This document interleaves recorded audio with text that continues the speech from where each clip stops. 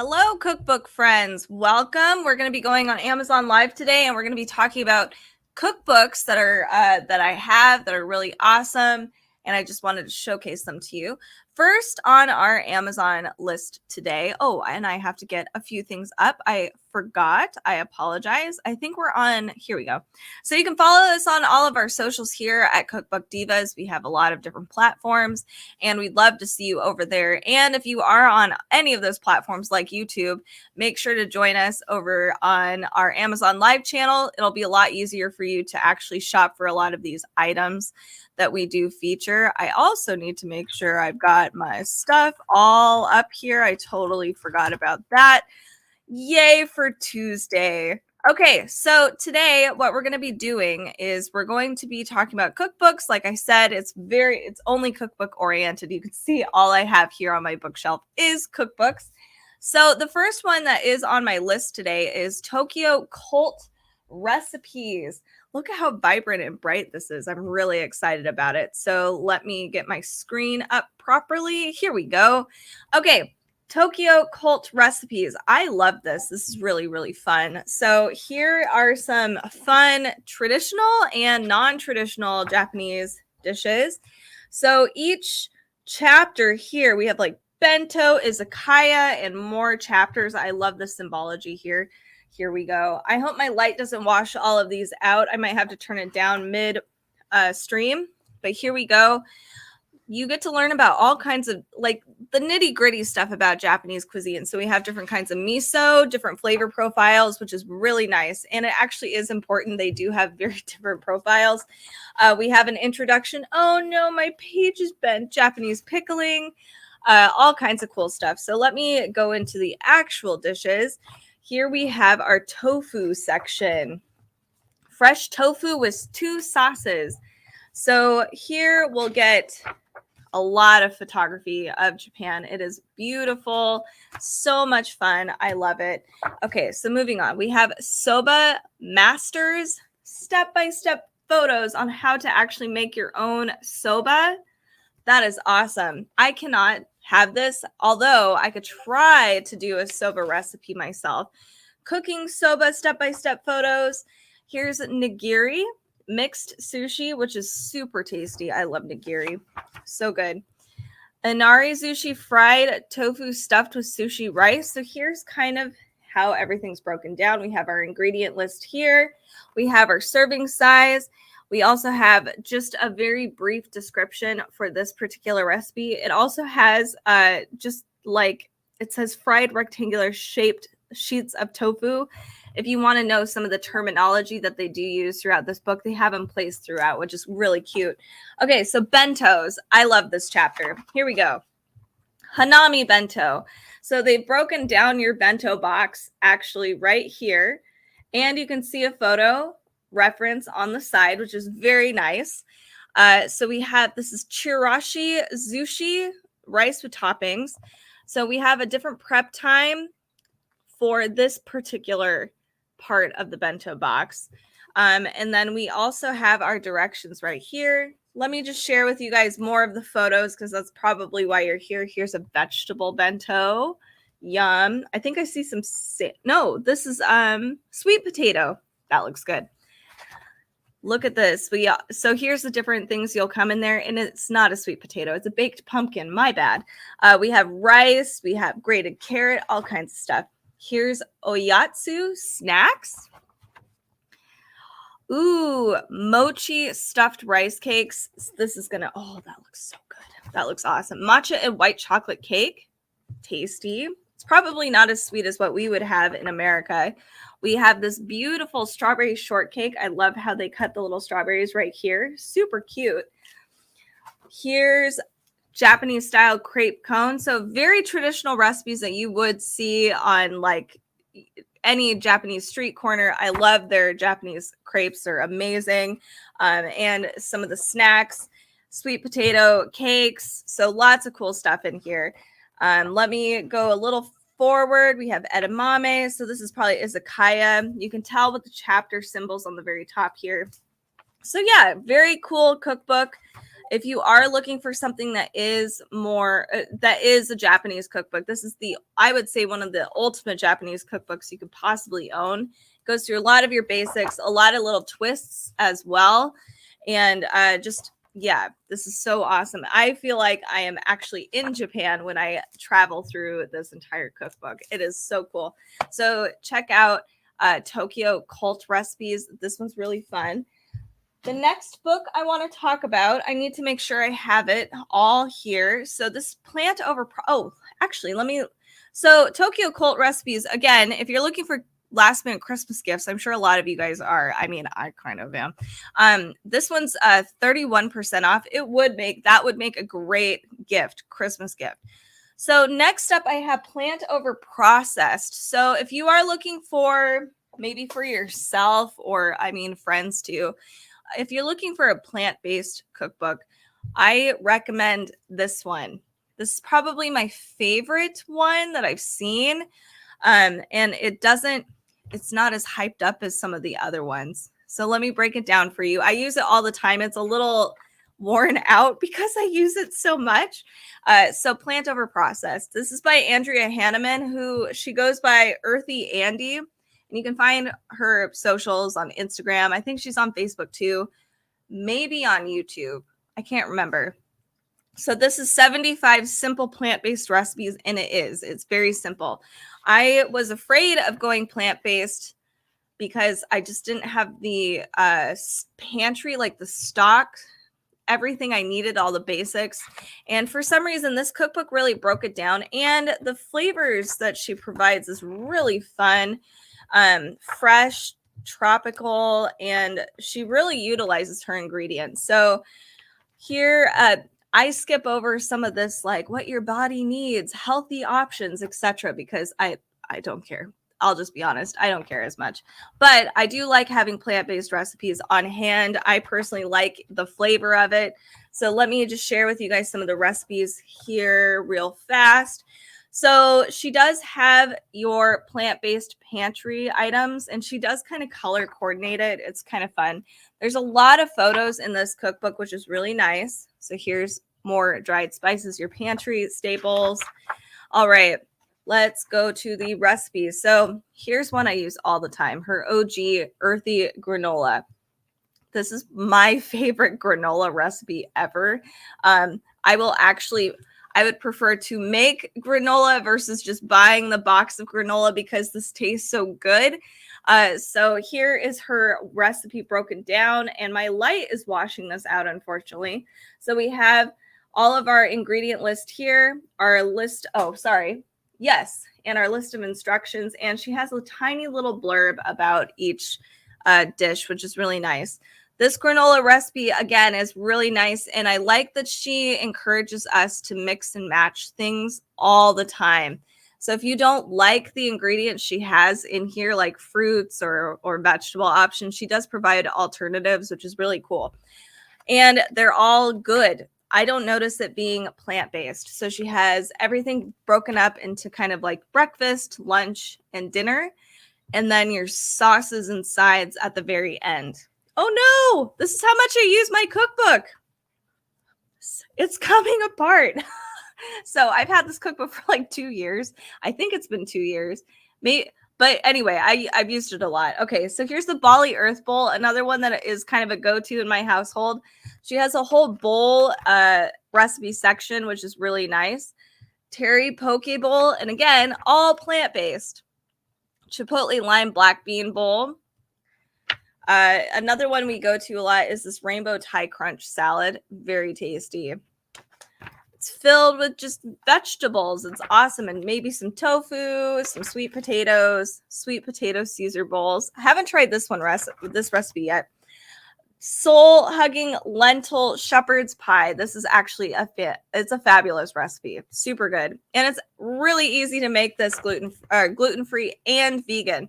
So that's something that I forgot, is that it's really hard to do plant-based or vegan if you have gluten-free intolerance as well, because a lot of vegan stuff that you buy at the store it's filled with gluten. So this cookbook is gluten-free and vegan, and it tastes really good. So that's why I was like, wow, this is fantastic.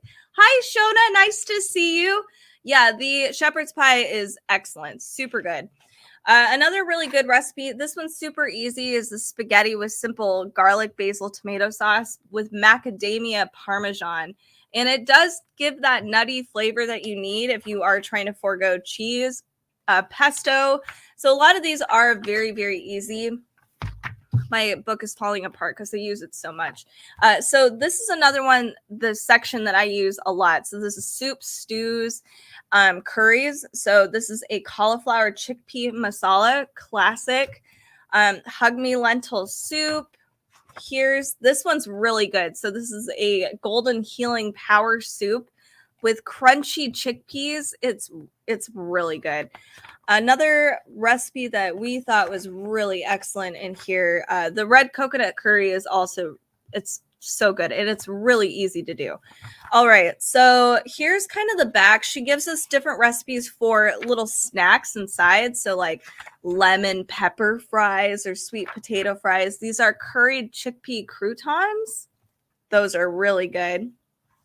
She also has a whole variety of sauces, as you can see here. So like chipotle drizzle, chipotle lime, or cilantro lime. Her peanut sauce is, I would say, the best peanut sauce recipe I've seen in any recipe book. I have to be honest. Although I did cut the sugar in half. I thought it was really sweet. So, but overall, I think like if you're looking for just a perfect peanut sauce, hers is actually the best. So we also have Nutella or Mactella, Hawaiian Mactella. Anyway, so this is a great cookbook if you're looking for plant-based. I know a lot of people after the holidays are like, all right, I got to rein it in here. And that's actually why I bought it, was for that reason. But it ended up just being a great cookbook overall. And I incorporate a lot of her recipes in my weekday meals. So I encourage you to do the same. It's really tasty. So check out Plant Over Processed. You can also find her socials on Instagram. She goes by Earthy Andy. She's really fun. And I think she lives in Hawaii. So a lot of her recipes are kind of Hawaii inspired. All right. The next book. Oh, I'm losing power here, apparently. It's snowing a lot where I'm at. Oh, I don't know why I thought I could see behind me. I can't. But it's snowing a lot. So if I do lose my power, I apologize. I'll try to come back on really fast. So the next cookbook that I want to share with you guys is actually my favorite baking cookbook. I like giving, so I've noticed that some of the smaller publishers or small, like ones that aren't celebrity cookbooks, they actually end up being better than the celebrity cookbooks. I hate saying that, but they come with great recipes. So this is Flourcraft. This is actually from a bakery in California. Heather Hardcastle owns the Flourcraft Bakery. So it's all gluten-free recipes. She also includes a lot of vegan recipes or dairy-free recipes in here as well. So let's look through this. And it's very brunch and bakery oriented. So not a whole lot of dinners or, like hearty foods like that. So her chapters, we have loaves, baked goods, breakfast, cookies, bars, cakes, multi-layered cakes, pies, tarts, toasts, etc. So let me break it down for you. This doesn't have as many photos as I wished it had, but it has enough where it was like, this is actually pretty great. And I've made a lot of recipes to know that it's a solid cookbook. So here we have a pistachio pound cake, which I have not made, but I am dying to make. I love pistachio. We also have this is a pumpkin walnut bread. This is an excellent recipe. Her photos are really really wholesome and nice. Here's our morning baked goods, like different scones. Here we have raspberry and almond scones. So that's something that was I was missing in my life before this cookbook came into my life. Was I hadn't had scones or some cakes, for instance, or galettes, like lots of different things. So here we have a bundt cake. This is a cacao nib and walnut coffee cake. This is a lemon and blueberry coffee cake. Yummy. Clearly, you probably need like the actual pan. I wished I had that pan. We also have, so we have bars and cookies too, and these are excellent. So one thing too to keep in mind, so this does encourage you to make your own different flour blends. So make sure to remember that, but she makes it easy. So to start off your gluten-free pantry, it might seem kind of like a hassle, but it's totally worth it because these treats don't taste like they don't taste like they're gluten-free. They don't crumble in your hand. They're not gummy. They're perfect. So she's really gotten her flour blend solid for pies, cakes, everything. I've had a few gluten-free cookbook options where it just wasn't a success. It was all crumbly or dry or gummy and just it wasn't very good. This one is. All right, I already showed this one to you. So we also have different things too. Here's a pie. This one's a very good pie, or sorry, tart. This pistachio cream tart with raspberries. This is a solid recipe. Pumpkin pie. I'll move on. Sorry, I get really into cookbooks sometimes. Here's a sourdough pizza with pesto, potatoes, manchego, etc. That looks really tasty. We have savory waffles. Let me find it. And toast recipes, very simple, super easy. But yes, and then brunch fare.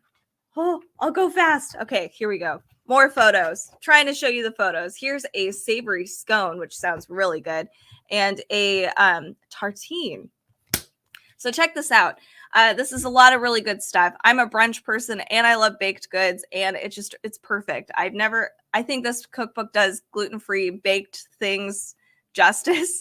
So if you're looking for a great gluten-free baking book, check out Flourcraft. I highly recommend it, and it's on sale.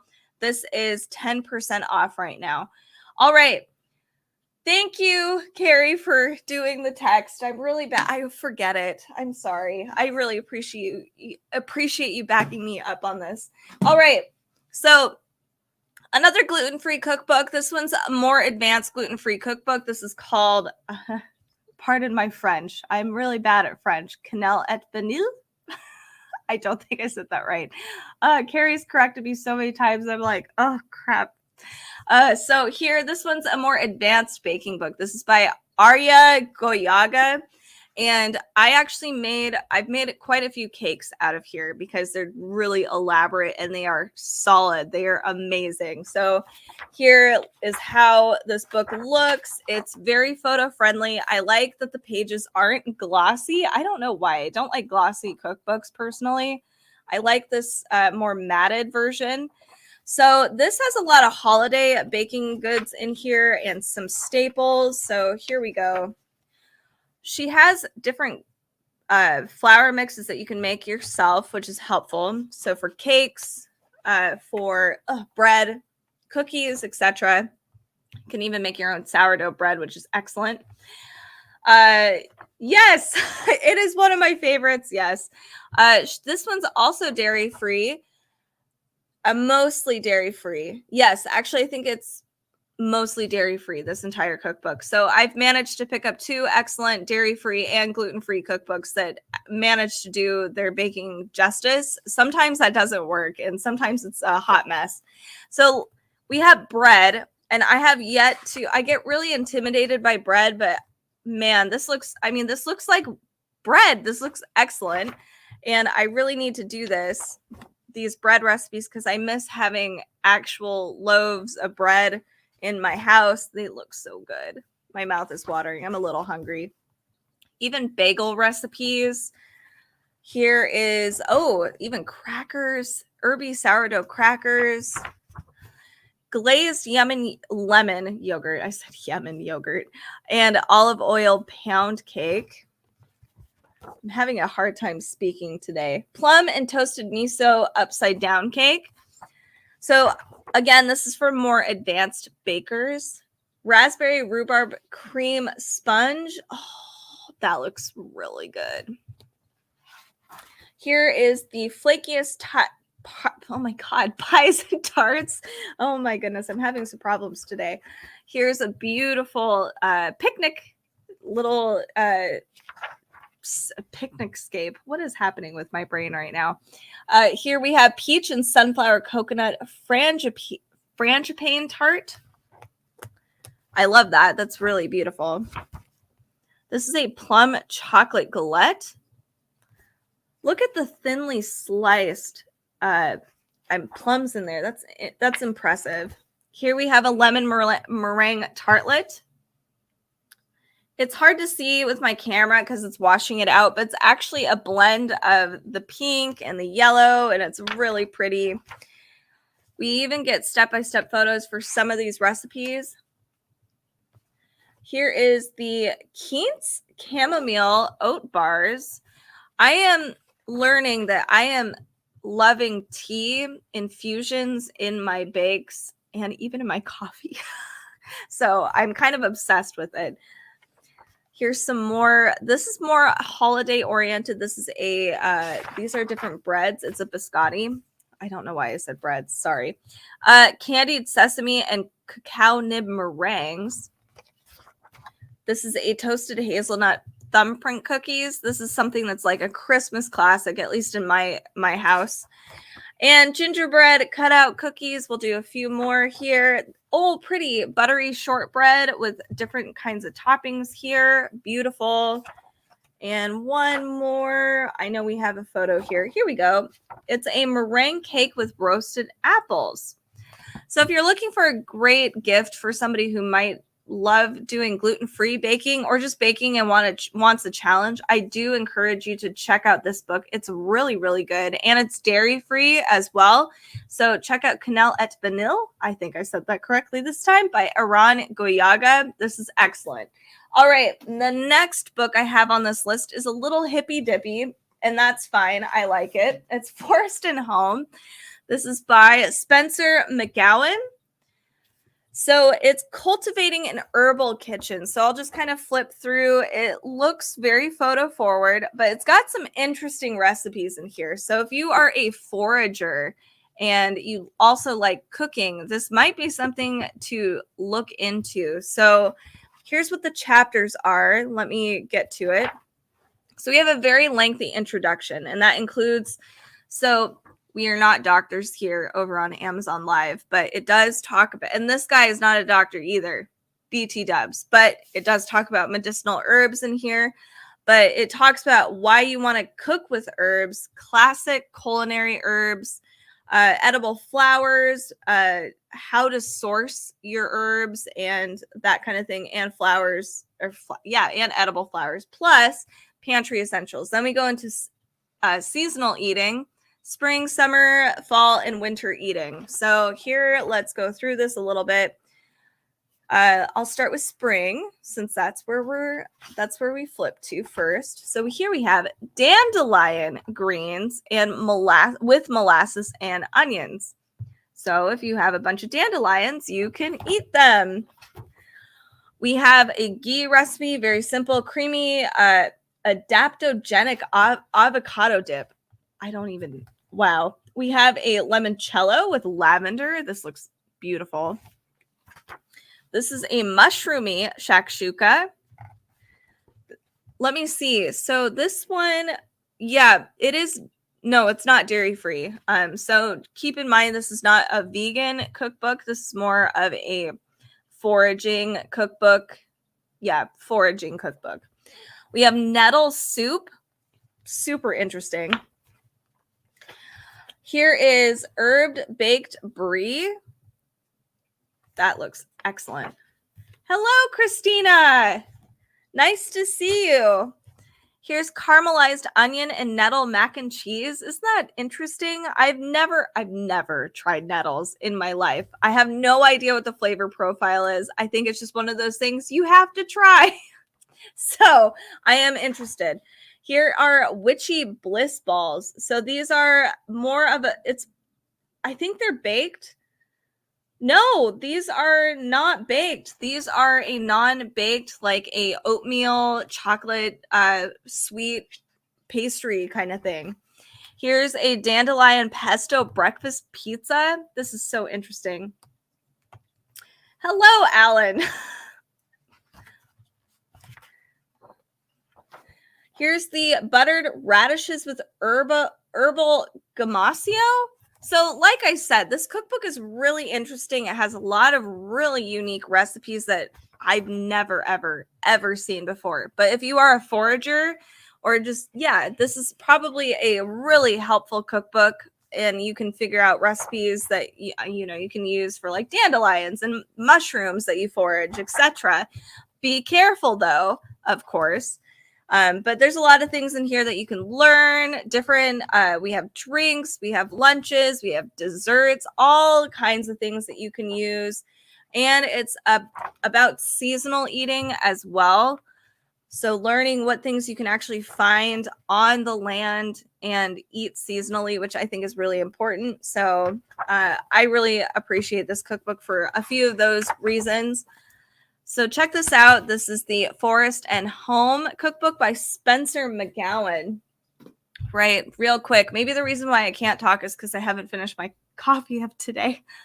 Hello, Carrinder, too. Wow, it's a busy day on Amazon Live, and Carrie's not with me. Oh, goodness. Okay, hold on a second. All right. So the next book I have is, oh, Carrinder lost your voice. I'm sorry. I feel like I've been losing my voice a little bit as the holidays have been approaching. I've just been chatty. Okay, so 101 Asian dishes you need to cook before you die. Okay, this is my favorite cookbook ever. Carrie knows this. Everybody knows this. I encourage people to get this cookbook. If you enjoy or want to learn how to cook Asian food, so that includes Indian, Japanese, Korean, Thai, Vietnamese, Mongolian, Chinese, etc. I mean, like all of Asia. I highly recommend checking out this entire cookbook. There are classics, there are photos, and it just gives you a taste of really kind of the best of the best. And it's Jet Tila, and I love him and his cookbooks. They're awesome. Carrinder says, can't go live because you lost your voice. I'm sorry. I have the same book as you. I just show it. Yay, 101 Asian. Yes, this is my favorite cookbook. I show it all the time. I probably overshow it, but I can't help it. Okay, so here is our table of contents. We have rock the wok, so stir fry, grilling, roasting, and more meat, favorite noodle dishes, soups, curries, and larger plates, sushi, salads, and other veggies, dumplings, finger foods, and small plates, sweets. And then at the very end, we have stock, staples, sauces, and dippers. And usually I would want those in the front, but not for this cookbook for some reason. I'm not sure why. It just flows better. All right. So here we go. We have Mongolian beef, and this is perfect. So I haven't found any of Jet Tila. I've cooked a lot of recipes in this cookbook, and I don't think I found any in here that I haven't liked or that I was like, it needs to be better.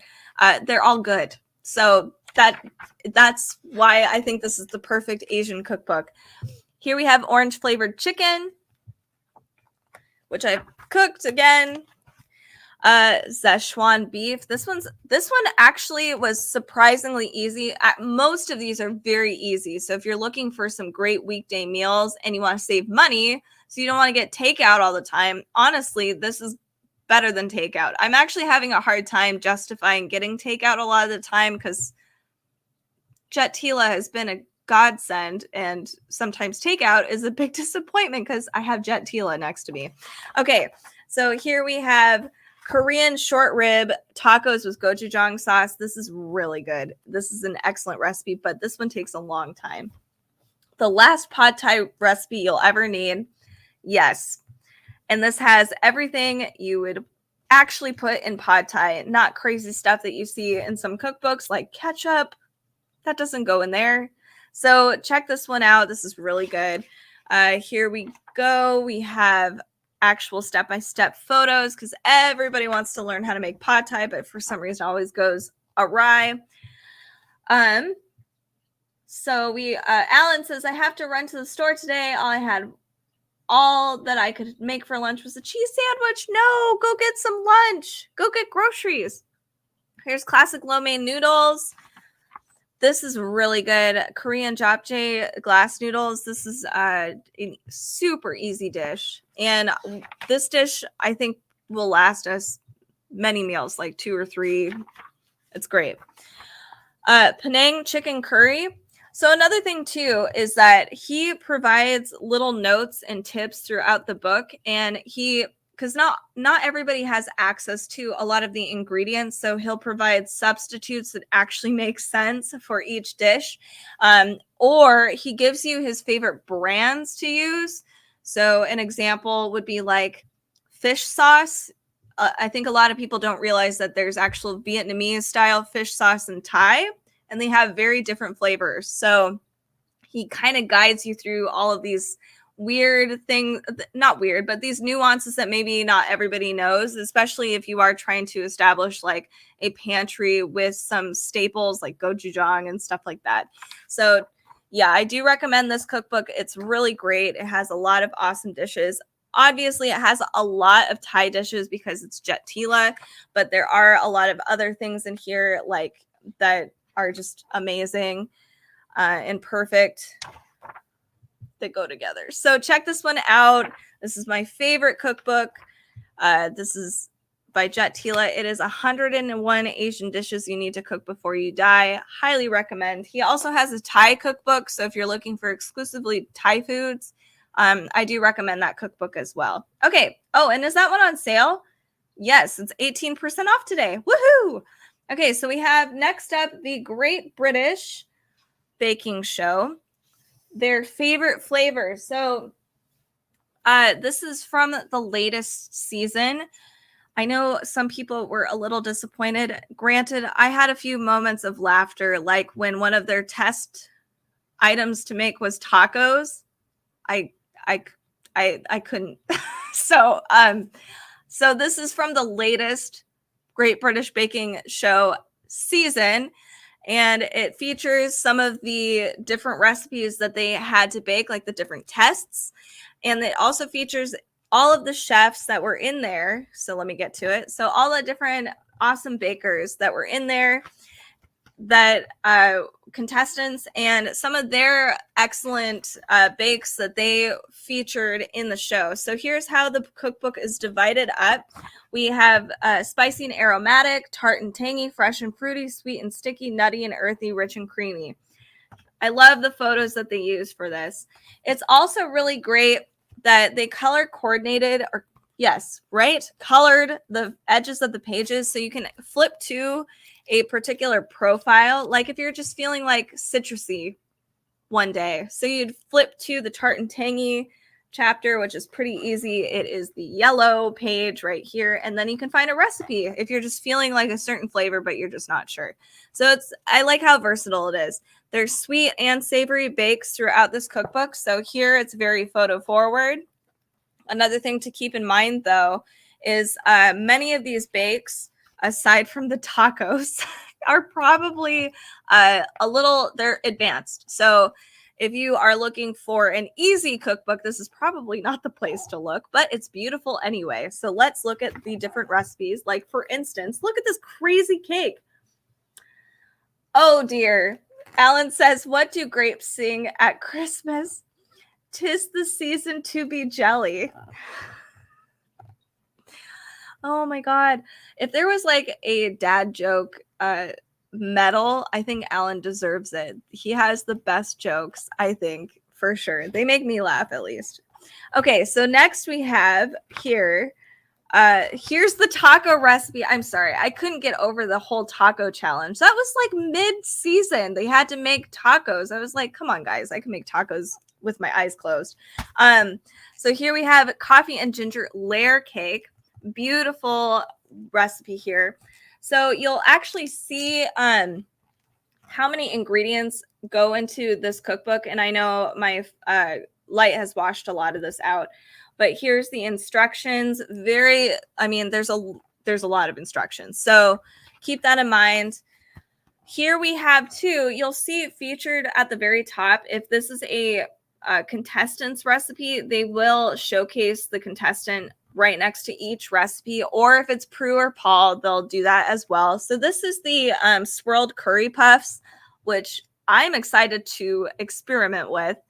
because when I saw this on the show, I was like, I got to try this. It looks so good. Okay, so we also have here wild garlic and goat cheese gozlem. I think I said that correctly. Hopefully I did. Chai spiced apple Chelsea buns. I love cinnamon roll. I love all the buns. Here is a bay leaf panna cotta with coriander biscotti. Interesting flavors together. I would not have imagined this being really like a sweet, but it is. So it's interesting. I love that. Here is a black forest pavlova. Okay. We also have here sourdough crackers. Look at the cute little leaves. I'll move forward a little bit. Wow. Okay, so we have the Victoria sandwich tray bake. So obviously, look at how beautiful that is. But we also have this beautiful cake. This is the pina colada cake.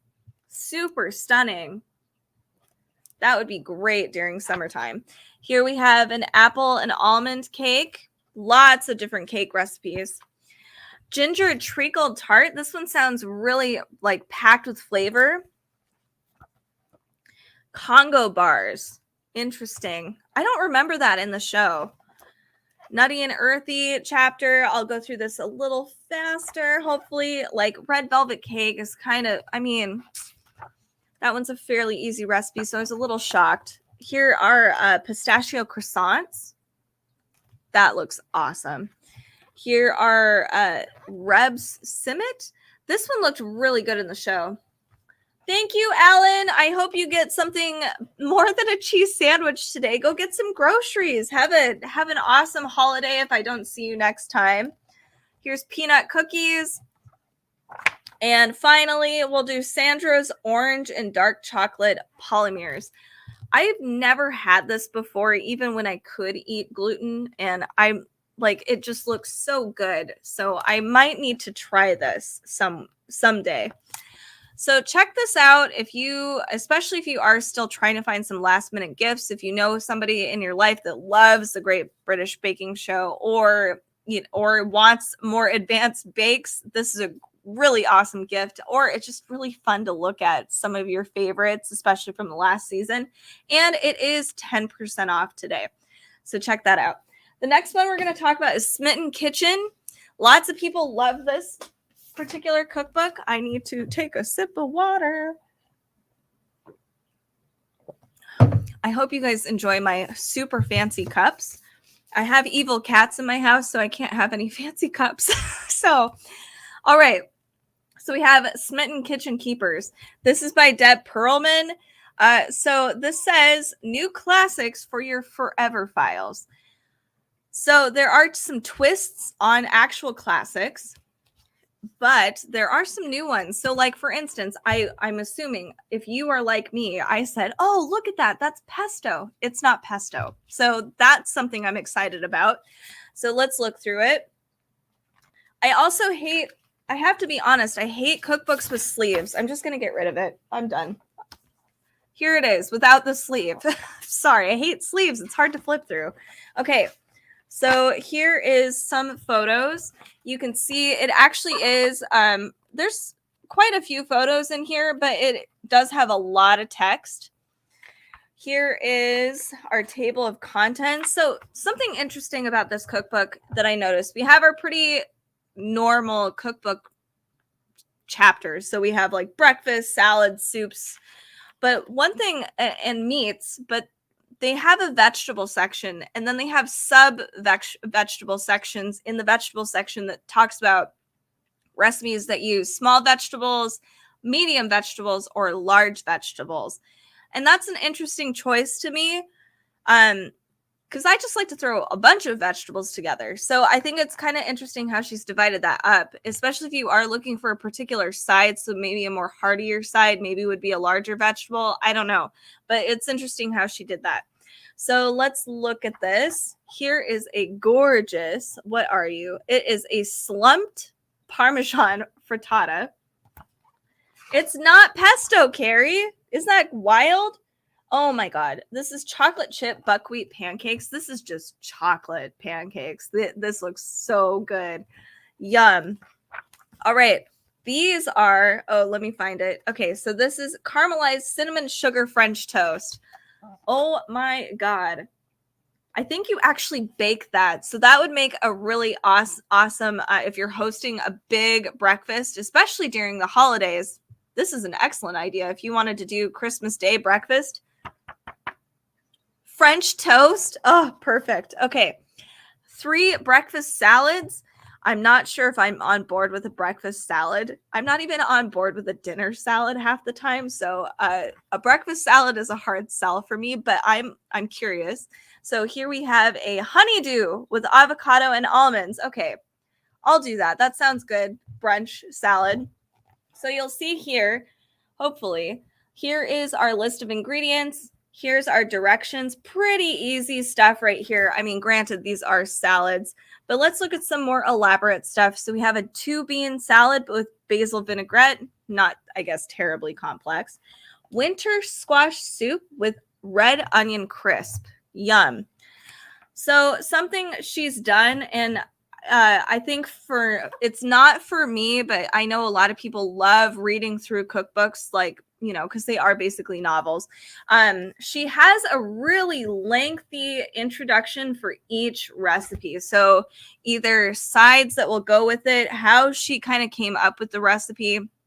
So if you are somebody who loves reading through cookbooks and getting to know the author, this is really cool because she does have a lot of that. For me, I'm more about the recipe. I have to be honest here, but I like that she gives that to people who do like to read through things. Here's this is a French onion soup, so classic, but this looks amazing. And I know I'm running out of time here, so all the other cookbooks that I'm going to go through, I'll do a second live stream, by the way, with all the other cookbooks.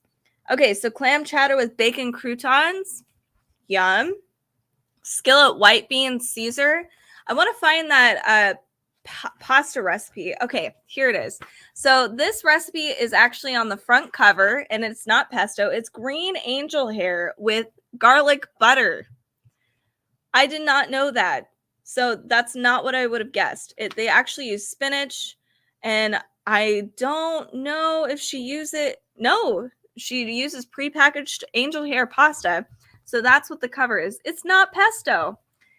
It's garlic butter pasta. Soy glazed tofu with crispy rice. This looks tasty. This one is a cauliflower cheese baked potato. Yum. So here's her big vegetable section. So we have portobello hoagie rolls, tomato and corn cobbler. That looks good. This is a creamy coconut rice with chili lime vegetables. That sounds really nice and refreshing. That would be great for summertime, I think. This is a angry grandma pizza. I don't know why it's an angry grandma pizza. Here's weeknight lemon chicken wings. And we also have fettuccine with white ragu. So lots of recipes. There's international dishes. We do have desserts here too. So this is a thick molasses spice cookies. These look amazing. I would be very happy to have one of those. We also have an oatmeal date shortbread. And I think she's provided drinks. Yes. Oh, I see the drinks. Okay, so chocolate dulce puddle cakes. That looks so good. My mouth is watering. The drinks, though, we have salt and pepper limeades, and I don't think this has alcohol in it. So different drinks that are non-alcoholic and maybe some cocktails. Here we go. I think this is a cocktail. Yes, it is. Apple cider old fashioned. I like the little twist here. This is a white Russian slush punch.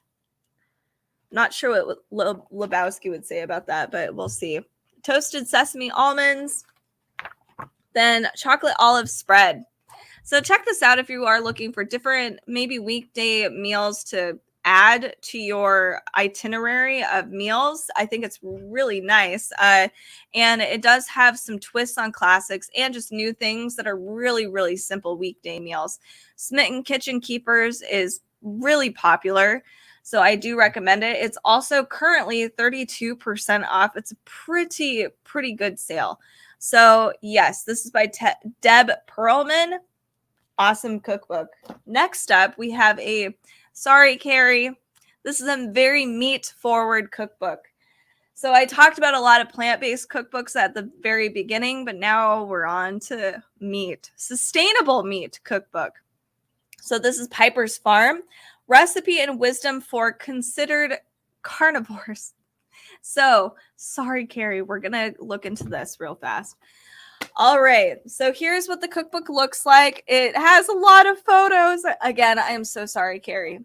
So let's look at the table of, I am curious about this.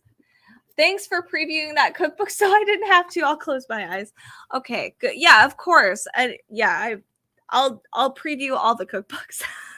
So this is interesting. Their table of contents is actually by month. So it's encouraging us to eat seasonally, meat seasonally. So we have January, February, March, April, etc. So it actually says like at the, it's the subtext, for instance, like for January that is upcoming, it says frozen mud, nourishing broths, rich, slow cooking, and comfort. So just like what on earth should we be eating, and describing kind of the environment, I guess. So let me look through that. I haven't looked through this entirely, and I love sheep, and I hate that we get to see them, but we're eating them too.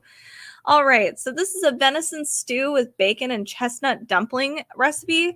Wow. Okay, so this is very, very elaborate, beautiful photo. Here's our list of ingredients here. You can kind of see it's bold. I know my camera's washing that out. We also have a brief description on the very top. So for instance, it says, venison is such a brilliant ethical meat. It should be celebrated while it's in season. Cooking venison during the darkest winter months not only makes sense for conservation reasons, but it is also incredibly good for you.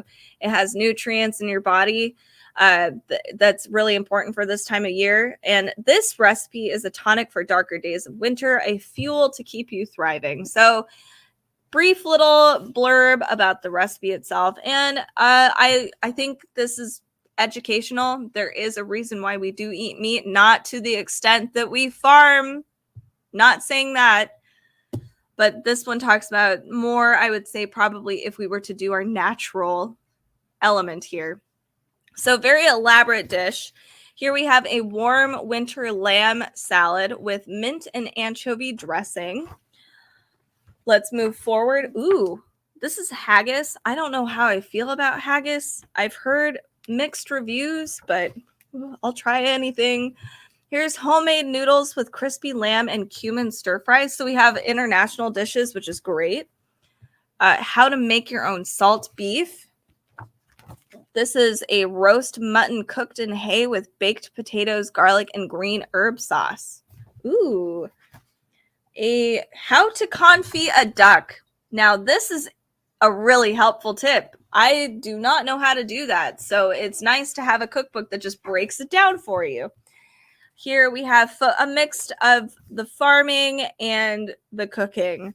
Pot roast with cockerel and smoked bacon, carrots, potatoes, and parsley. Clearly still in the wintry months. Let's go a little further. Ooh, lamb chops with roast aubergine, yogurt, tahini, and za'atar. Oh, that looks so good. Look at that. That looks amazing. Celebrating with family and friends, your loved ones. This is a bavette steak and lobster taco with pickled samphire. Samphire? I've never heard of that before. What is a samphire? I'm sorry, I have to look that up. I have no idea what that is. Marsh samphire. I'm going to have to look that up. If somebody knows what that is, please let me know. Wow. I've never heard of that. Okay. How to make your own noodles. Geez, this cookbook has a lot in here. Pork chops, roast figs, fennel, and cavallo nero.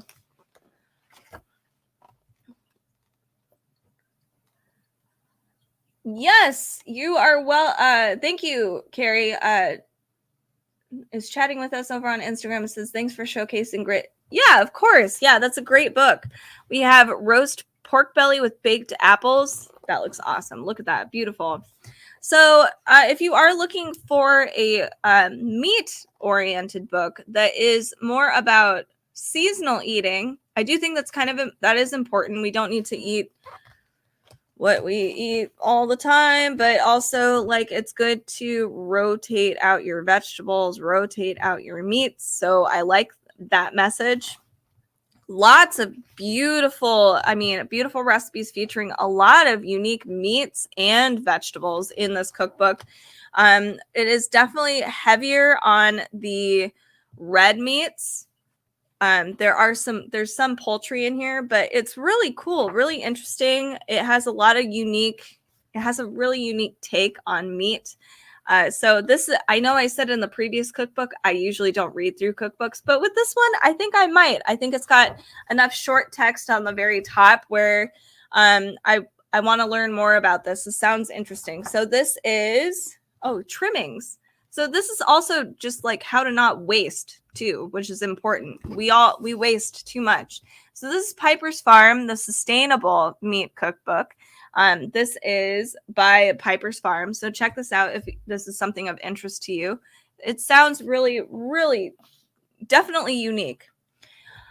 Samphire, according to BBC, is marsh, vibrant green stalks similar to baby asparagus, and it's distinctively salty and crisp. Wow.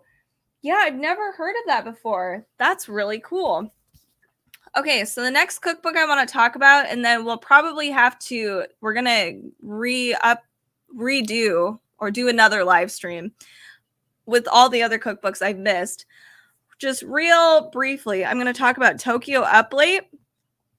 I don't know why I'm hiccuping. Okay, so it's this is another really awesome Japanese cookbook featuring a lot of cool Japanese foods, and Japanese restaurants are open for a really, really long time. So I like that it's featuring things that I remember seeing when I was wandering around Japan, and I was like, oh, I want to eat all the food. So here's kind of a little preview of what that looks like. There's a lot of nightlife photos, food photos throughout this book, which is excellent. I love it. It's really cool. So we have in our table of contents, I apologize if I say some of these words incorrectly. We have izakaya, makanai, fast foods, konbini, and back home. And I like this. It's so simple and cute. Okay. So I think izakaya was first. I hope it was first from what I remember. We have all of our staples at the very, very front. Very smart if you want to have like everything ready to go, including other things. So advanced pantry stock options like chicken stock powder.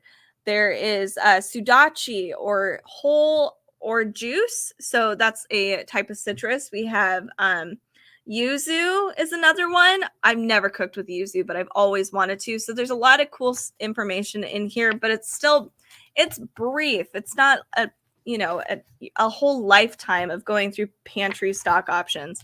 Okay, so dashi, good to know how to make. Really easy. There's also, you just buy some. You can just buy stock. Here is a Korean style steak or fish tartare recipe. This looks pretty tasty. This is a Korean dish. Here is glass noodle salad. Yum. I love glass noodles. Simmered tofu with grated daikon sauce. Super tasty. Beautiful photography. Super pretty. That's just meat, but here we have some awesome cuts here and one dish. Let's see. Oh, there's even cocktails. Cocktails right in the center of the book. Whoa, because we're talking about izakaya, I guess. So let's see what there's only one. There's no photos of them, but we have like the highball, whiskey highball. It's a big Japanese drink. Lemon sour, cassis orange, ume ginger, and yuzu-cha. Ooh, I wish they had photos of these. Beautiful nightlife photos. Let's move on to, these are makanai, which I don't actually know what that is. Makanai. Once at home to many geisha houses, Kagura, oh my god, nope, not doing that. Retains a lot of old world charm missing from areas of Tokyo now dominated by skyscrapers. It traditionally has been a high class district. Oh, it's a district. Okay. Apparently I did not visit that area when I was in Japan. But I'm excited to see what is in here. Oh, look at that. That's gorgeous. Lotus root, all kinds of stuff. Omelet wrapped rice in a thick sauce. That looks really tasty. Were you in Tokyo long, or did you head out? So we went to Kyoto, and we broke up Kyoto, I think, a couple days, and we went to Kobe, and we also went to Osaka for a day. And then in Tokyo, I think we spent 4 or 5 days there. But there's so much to see and so many districts there. And we stayed at, oh my gosh, I can't remember why. Why can I not remember? It's basically like the electronics district. It's where a lot of the big shopping malls with all the great electronics is. Aka, I can't remember. Anyway, so many cool places to see though. So we did not cover all of Tokyo, but we did stay for a lengthy amount of time. Here we have hayajuru, rice and toppings with chilled sesame soup. Oh, soup. Tonkatsu recipe over here. Tonkatsu ramen. Yum. Oh, so good. Tonkatsu broth. So we also have different ramen broths. There's like 5 or 6 at least. So chasu, yuzu, chicken ramen, etc. So let's go to fast foods. Chicken curry. We ate so much curry when we were in Japan. It's so good, and it's great because we were there in fall, so it was like perfect warming food. And I'm excited to actually try some of this curry. I've recreated curry in my house, but I'm going to take some tips from here and actually try to adjust it. Here's some more fast food items. So this is a beautiful cookbook. I thoroughly enjoy it. It is awesome. It features so many things from Japan that they're everywhere. Like onigiri, you can find this in a 7-Eleven, and it's good, I promise. But yeah, it was so good. Perfect little snacks, fried chicken, beautiful, beautiful photos. So many awesome foods, including baked goods as well, which is really fun. This is melon bread. Back home. So let's look at some of these. Natto kimchi. That was the one thing in Japan I could not, that I had natto is just not something that I was a fan of. I really tried, and I tried I don't know, so like 4 or 5 times, and I was like, I can't do this. So I know for a fact I'm not a huge natto fan, but some people love it. It's just a weird texture thing for me. It's the one food I think that I can clearly say, no, I can't do natto at all. But some people adore it. Salmon chazuki. Let's move on a little further. I have a few more minutes. Pocky s'mores. So we do have some desserts featured in here. We even have instant carbonara ramen, which is hilarious, and I love it. There we have other sides too. I don't know if we have any photo. Oh, basics. Here's our basics section. So we have like 2 more minutes. So I'm going to just share a few more of these. We have like a fruit sando. I didn't get the opportunity to try one of these. I also wasn't brave enough, but it's almost like quick cake, but I love it. It's so pretty. Here we have dango, and I did try this. This is really good. I was kind of on the fence about sweet soy sauce baked good, but it was very good. Mochi and red bean paste with black sugar syrup. I am so excited to try this out. I love red bean paste. It is awesome. So we also have a strawberry shortcake. Okay, so you kind of get the gist. This is Tokyo Up Late. It's a really, really awesome cookbook. I highly recommend it if you are looking for some great Japanese cookbooks. For those of you that have been staying with me and watching this live stream, do make sure to give me a follow, and you'll be notified of any of our live streams. We do a lot of cookbooks because we are cookbook divas. So if that's your thing, make sure to definitely follow us and to check out our socials, which you'll see right here. And you'll see a lot of fun cookbooks for sure, like a ton of cookbooks. So definitely do that. And I have a couple seconds, so I'm going to chill out here. But the next live stream, let me just share with you guys what I'll be doing on the next live stream, which will be shortly. I just need to get some water and some more coffee. I'm going to be featuring That Noodle Life, which if you're a noodle fan, you're going to want to check that one out. We're also going to be talking about salamati, which is a really fascinating Persian cookbook, and I am thrilled to start cooking out of this. It is so cool. Like, of all the different Persian cookbooks that I have actually seen, that one is by far the best one. And then the other one I wanted to feature, if you are looking for some really fun dishes, is The Comfortable Kitchen. This is great for weekday meals. And if you are somebody who is trying to do dieting and stuff like that by January 1st after the holidays, I do recommend this. It has a lot of guides if you have any restrictions at all. And also Alex Snodgrass is kind of a representative of Whole30. So it's also a really great cookbook. So that's what we will be featuring on the next live stream. So give me like 5, maybe 10 minutes, and I'll be reviewing those. And I'll be reviewing a few more of these over again if you did happen to miss it. So stay tuned for that. Make sure to give us a follow again, and we will see you on the next live stream. Carrie, I missed Din Tai Fung too, but you are going to miss it more. Maybe I should bring you guys some when I visit you. That'd be awesome. It wouldn't be fresh though. Oh, okay. We'll see you guys in the next live stream in 5 to 10